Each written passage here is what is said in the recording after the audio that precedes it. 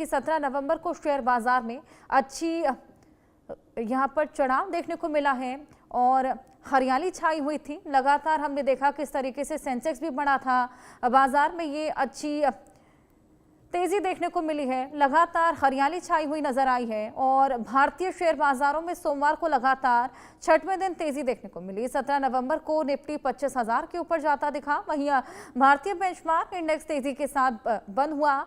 कारोबार के अंत में सेंसेक्स 388.17 अंक यानी कि 0.46% बढ़कर 84,950.95 पर और निफ्टी 103.40 अंक या फिर यूं कहें कि 0.40% बढ़कर 26,13.45 पर बंद हुआ। लगभग 18,062 शेयरों में तेजी, 2,068 शेयरों में गिरावट और 155 शेयरों में कोई भी बदलाव नहीं हुआ।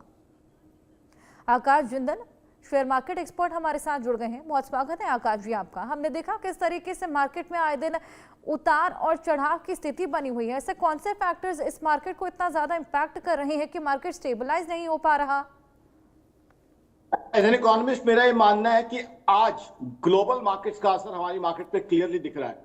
अमेरिका में जॉब डेटा आना है और वो जॉब डेटा बहुत महत्वपूर्ण है। अमेरिका जो किसी समय एक आइडियल जगह होती थी किसी भी युवक के लिए जॉब करने के लिए जाके, जहां नौकरी करके नौकरी पाना सबके लिए एक सपना होता था, आज वो अमेरिका अपने लोगों को रोजगार नहीं दे पा रहा है। और ये चीज आपको याद होगा, जब टैरिफ का दौर शुरू हुआ था अप्रैल में, मेरी ऑर्गेनाइजेशन आकाशमंडल ने इंडिया न्यूज पे और तमाम चैनल पे प्रेडिक्शन दी थी कि टैरिफ की वजह से अमेरिका में खुद दिक्कतें आने वाली हैं। तो आज अमेरिका इसी पशोपेश में है कि उनके जॉबलेस क्लेम, यानी कितने लोग वहां जाके ये क्लेम करते हैं कि हम अनएम्प्लॉयड हैं, और अनएम्प्लॉयमेंट का भत्ता जिसे जॉबलेस क्लेम्स है वो कहा जाता है कि उनको दिया जाए।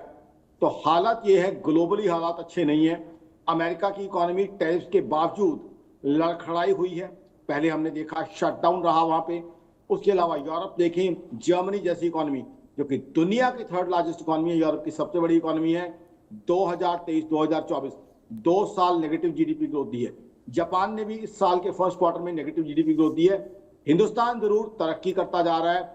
अभी एफएमसीजी सेक्टर में बहुत सी जॉब्स आई हैं। रियल एस्टेट में बहुत अच्छी तेजी दिखी है इंडिया के कई पॉकेट्स में, और रियल एस्टेट में भी तेजी तभी दिखाई देती है जब इकोनॉमी में दमखम है, इकोनॉमी में बाइंग है, इकोनॉमी में कंजम्पशन है।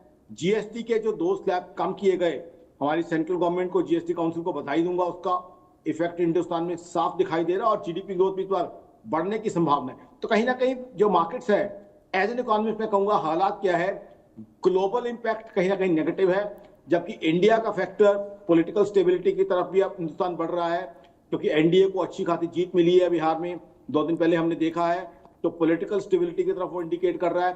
साथ ही साथ जो बाइंग और कंजम्पशन है वो भी बहुत अच्छी हो रही है। जॉब भी एफएमसीजी सेक्टर में अगर पीछे देखें अच्छी जॉब्स आई हैं।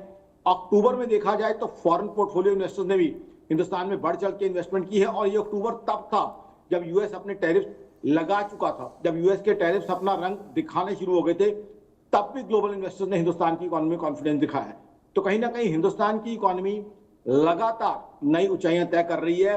बट ग्लोबल माहौल जो आपने कहा उतार चढ़ाव, वो जो वॉलेटिलिटी है, फ्लक्चुएशन है, हालांकि वो स्टॉक मार्केट का एक फंडामेंटल एट्रीब्यूट है, बट आज की तारीख में जो वॉलेटिलिटी है वो यही जो एक डिस्कनेक्ट है कि इंडिया की इकोनॉमी अच्छी चल रही है बट ग्लोबल सिग्नल्स अच्छे नहीं चल रहे हैं। तो उसी के बीच में मार्केट झूल रही है। मार्केट्स तय करने की कोशिश कर रही है, इकोनॉमिस्ट में कहूंगा कि किस दिशा और दशा में जाएं, क्योंकि यूएस से आने वाला डेटा बहुत इंपॉर्टेंट है। क्या यूएस के जॉबलेस क्लेम कम होते हैं या बढ़ते हैं? क्या यूएस का Fed rate of interest further कम कर पाएगा? बहुत से बड़े क्वेश्चन मार्क्स हैं मार्केट्स के सामने। चाइना की बात करें, कंजम्पशन बहुत कम हुई पड़ी है वहां पे, बाजारों में सामान है लेकिन वहां खरीदार नहीं है। साथ ही चाइना का real estate crisis, debt crisis अब पूरी तरह से रंग दिखा रहा है। चाइना के बारे में तो ये बात की जा रही है कि जापान का जैसे 80s और 90s में हुआ था, खासकर 90s में, वो वाला लॉस्ट डेकेड चाइना के लिए रहेगा। तो इसीलिए ये जो आज की तारीख में एक डिस्कनेक्ट है ग्लोबल इकोनॉमी और हिंदुस्तान की इकोनॉमी, वो कहीं ना कहीं वॉलेटिलिटी को एज एन इकोनॉमिस्ट मैं कहूंगा बढ़ा रहा है। बट इसका मतलब ये है कि फॉरेन पोर्टफोलियो इन्वेस्टर्स के हिंदुस्तान में आने की काफी संभावना है, क्योंकि जब वो देखते हैं कि इकोनॉमी स्ट्रांग चल रही है, टैरिफ्स के बावजूद इकोनॉमी हमारी अच्छे नंबर्स दे रही है, कंजम्पशन दिखा रही है अच्छा, बाइंग दिखा रही है, जॉब नंबर्स इंडिया से अच्छे आ रहे हैं, तो कहीं ना कहीं ग्लोबल मनी हिंदुस्तान में आने की काफी संभावना लगती है। तो मेरा ये मानना है कि इंडियन इकोनॉमी काफी अच्छी लग रही है और अच्छी जो है ग्रोथ मुझे इंडियन इकोनॉमी से दिख रही है। बिल्कुल आकाश जी, इसी बीच हम देख रहे हैं कि सोने और चांदी के प्राइसेस में भी खासा उतार चढ़ाव देखा जा रहा है। एक दिन प्राइसेस घट जाते हैं, एक दिन बढ़ जाते हैं। इसी बीच देखिए कस्टमर्स के लिए तो कहीं ना कहीं ये फायदेमंद है, लेकिन जो इन्वेस्टर्स हैं उनके लिए भी बड़ी असमंजस की स्थिति बन जाती है। बड़ा अच्छा आपने प्रश्न पूछा। इन्वेस्टर्स के लिए मैं ये सुझाव दूंगा कि इन्वेस्टर्स को डाइवर्सिफाई करना चाहिए पोर्टफोलियो।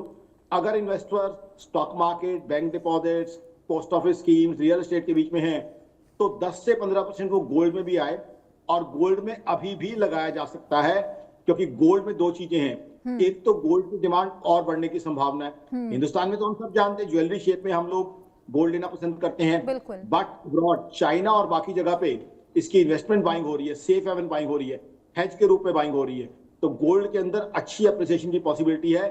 सप्लाईज की कम होती जा रही है, नई माइंस बहुत कम डिस्कवर हो रही हैं, पुरानी माइंस की एक्सट्रैक्शन कैपेबिलिटी उतनी नहीं है, और ग्लोबल इकोनॉमी जो डामाडोल सिचुएशन चल रही है, जिस तरीके से जियोपॉलिटिकल फैक्टर्स अभी तक हावी हैं, चाहे रशिया यूक्रेन वॉर हो, इजराइल का इशू भी कहीं ना कहीं कुछ कुछ रुक के रंग दिखा देता है।